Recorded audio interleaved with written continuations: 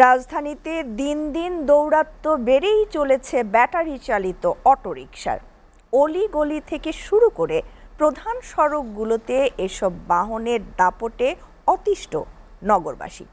পতিত ফ্যাসিস্ট আওয়ামী লীগ সরকার এটিকে বাংলার টেসলা নাম দিয়ে রাস্তায় নামার অনুমোদন দিলেও এখন গলার কাঁটা হয়ে দাঁড়িয়েছে রাজধানীবাসীর। বিশ্লেষকরা বলছেন, সুষ্ঠু তদারকি ও নিয়ন্ত্রণ না থাকায় অবৈধ বাহনের সংখ্যা যেমন বাড়ছে, তেমনি বাড়ছে দুর্ঘটনা ও বিদ্যুতের অপচয়।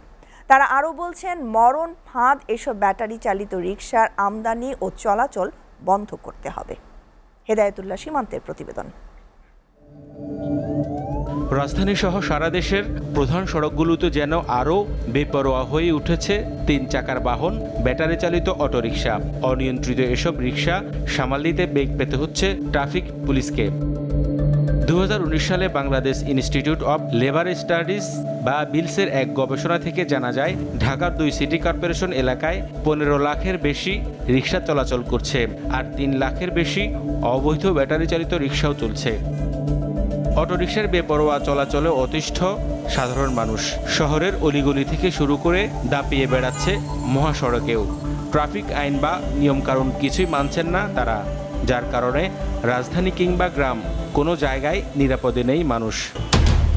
নগরবাসীর অভিযোগ, ট্রাফিক আইন বা নিয়মকানুনের তোয়াক্কাই করে না অটো চালকেরা, ফলে প্রায়ই ঘটছে দুর্ঘটনা।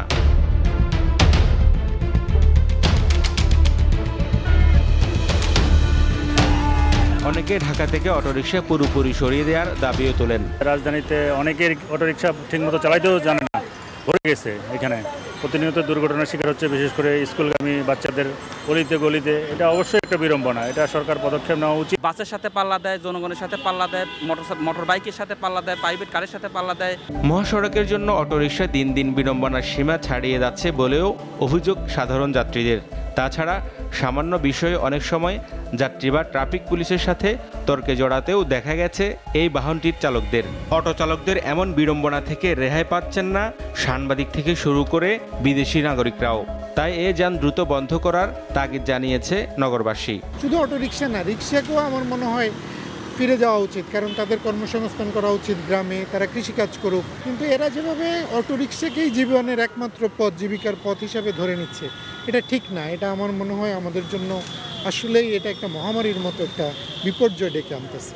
এটা খুব দ্রুত অবসান দরকার। ডিএমপি ট্রাফিক বিভাগের এডিশনাল কমিশনার মোহাম্মদ সরোয়ার বলেন, অটোরিকশা নিয়ন্ত্রণে নীতিমালা তৈরির কাজ চলছে। বুয়েটের সহায়তায় ডেভেলপ করা হবে, মডিফাই করা হবে, অর্থাৎ এইটাতে ব্রেক সিস্টেম লাগানো হবে। এখন যেমন হাতে ব্রেক সিস্টেম, এটা পায়ে ব্রেক সিস্টেম, এটাতে ইন্ডিকেটর লাইট লাগানো হবে, এটাকে প্রপার ব্যালেন্সিং করা হবে।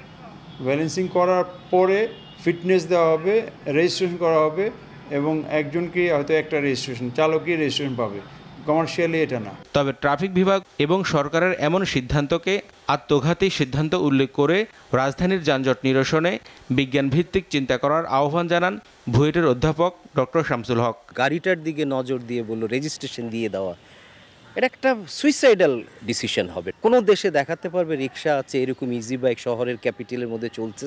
বুয়েটের যাদের কাছে গিয়েছে তারা কি ট্রান্সপোর্টেশনের কোনো পেশাদারি লোক কিনা? যদি না হয় তাহলে ভুল জায়গায় গিয়েছে আমি বলবো।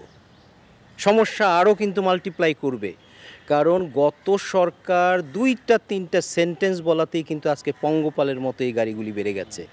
এক মন্ত্রী বলেছেন এটা হলো বাংলার টেসলা। আর দেশের সুনামধন্য শিল্পপতি সালাউদ্দিন আহমেদ ব্যাটারি চালিত অটোরিকশাকে মারণাস্ত্র উল্লেখ করে তা পুরো দেশ থেকে উঠিয়ে দেওয়ার আহ্বান জানান। যেগুলি নাকি মারণাস্ত্র, এগুলি বলা হয় মানুষকে দুর্ঘটনার মেইন কারণ হইল অটো এবং ব্যাটারি চালিত এই গাড়িগুলো।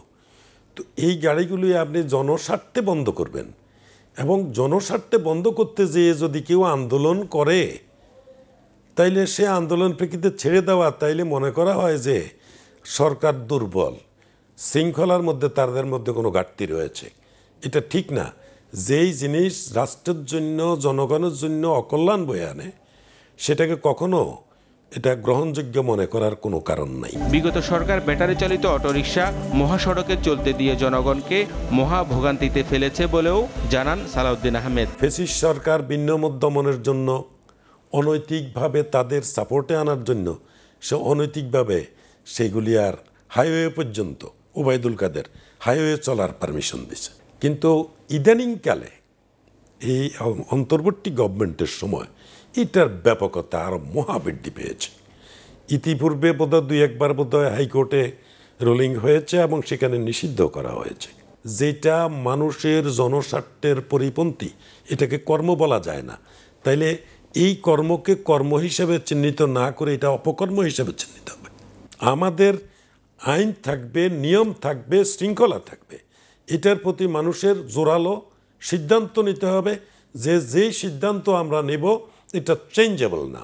জনগণের স্বার্থ বিবেচনা না করে কর্মসংস্থানের নামে ব্যাটারি চালিত অটোরিকশাকে বৈধতা দেওয়ার চেষ্টা থেকে ফিরে আসবে অন্তর্বর্তী সরকার, এমন প্রত্যাশা এসএ পরিবহনের ব্যবস্থাপনা পরিচালক সালাউদ্দিন আহমেদের। আমার কোম্পানিগুলোতে লেবার সংকটে ভুগছি। লেবারের কারণে কোম্পানির জরুরি সার্ভিস ব্যাহত হয় লোকের অভাবে। এখন সবাই কিন্তু ভর করেছে ওই অটোতে, অথচ এই অটোতে আমাদের পরিবেশ ধ্বংস করছে। যিনি আমাদের পরিবেশ দেখছেন তারও তো ভাবা উচিত দেশকে কিভাবে নিয়ে যাওয়া উচিত। কিন্তু সেটা না দিয়ে, এদেরকে নিষিদ্ধ না করে, এদের জন্য কঠোর ব্যবস্থা না নিয়ে এই অপকর্মকে কর্মে পরিণত করা এটা বেআইনি, জনস্বার্থের পরিপন্থী। হেদায়েতুল্লাহ সীমান্ত, এসএ টিভি, ঢাকা।